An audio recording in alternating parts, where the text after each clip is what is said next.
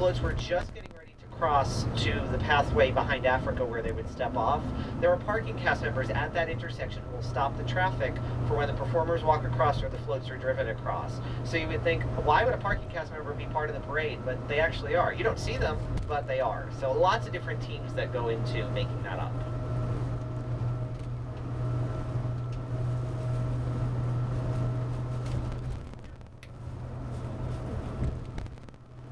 So I guess it was a magical day after all. We did get to see the parade.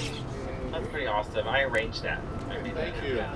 I did. So we are headed back now to Epcot, right where we started from this morning, which seems a long, long time ago. Yes, it does. I remember we went to the American Adventure Pavilion. We talked a little bit about Epcot. You see it from the background. Who here has not seen the American Adventure show? You've all actually seen it. One.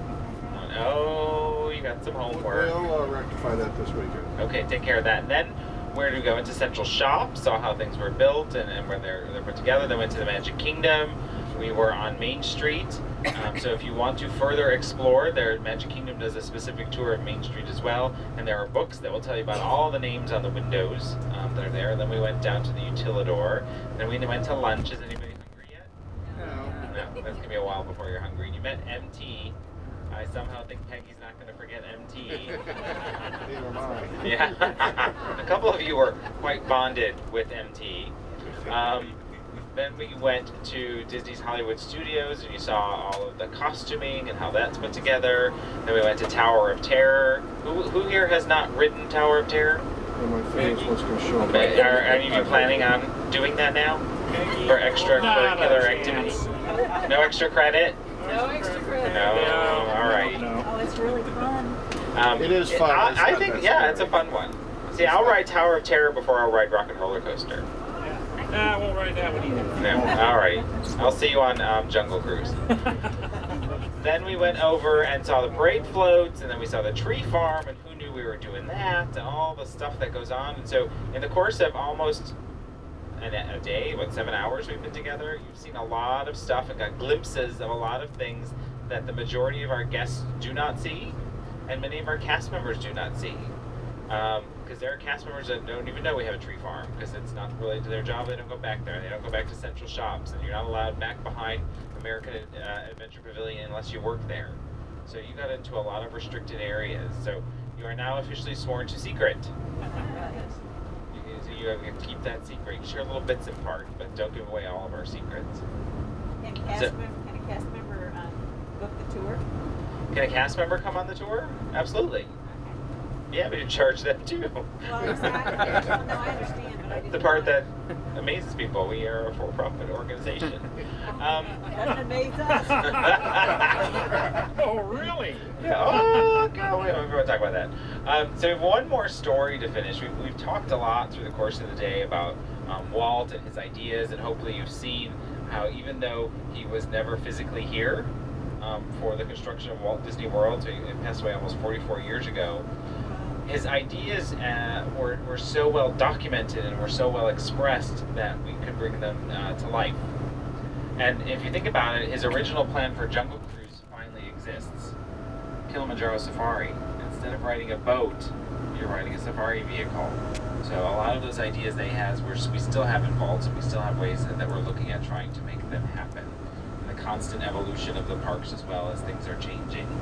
And it's interesting, on the day that Walt passed away, which was December 15th of 1966, one of those days that, people just didn't know what to do, how to handle the situation. The cast members at Disneyland thought they should do something. Do we close the park? Do we fly the flags at half staff and whatnot? And Roy and Lillian said no, absolutely not. Walt was the consummate showman. The show must go on. So they went ahead and opened the parks. The guest relations cast members did do something special though, because during the building of Disneyland, Lillian referred to it as Walt's second wife, his mistress, because he spent so much time there. And the amount of time it took to drive there and home, and many times he would just spend the night.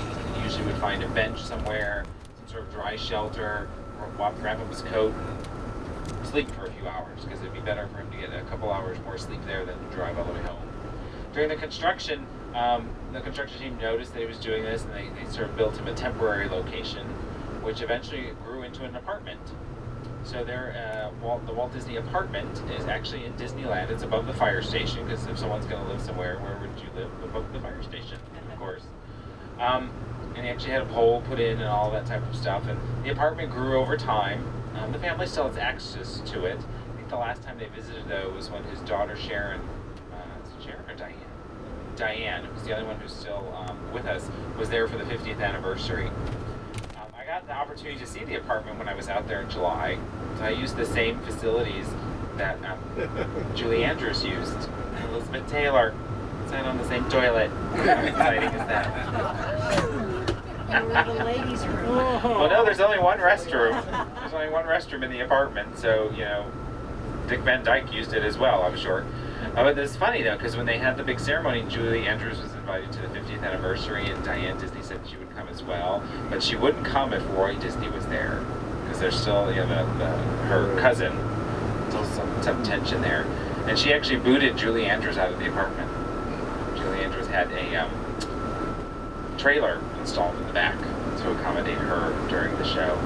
But what guest relations did is they realized that when Walt was in the apartment, they would go in, they would prep the apartment for him, get the coffee going, all that stuff, and as a signal to the other cast members, would turn on the light in the window. Because you always wanted to know when the boss was there, because Walt was walking the park and property all the time. So on the day that he passed, the guest relations team went in and prepped the apartment as normal and as usual, and actually turned on the light. The only difference is the light has never been turned off since then. So there's certainly still a presence or feeling that Walt is with the cast members there. And even though he never walked any of our streets here, we know he walked the property, and certainly is visible here as well. There was a cast member that retired not too long ago called Marty Sklar. He got hired at Disneyland and was literally at the opening of all the other parks since then. He was the Imagineer ambassador when he retired. And in an interview, they asked him, you know, they looked around and said, Marty, what do you think Walt would have said about all of this? What do you think his impression would be? And Marty said, I think he would have simply just said, what took so long to get here? So we felt pretty good about that. Chris and I and Brian as well have enjoyed spending the day with you. We've had a great time. We lucked out and missed the rain before we got here. I got to see the parade, got to do all that stuff. You got a free poncho. How awesome is that? And we do have one more thing for you. Sir? As we do, you know, we shared this time together, so we have to give you something very special.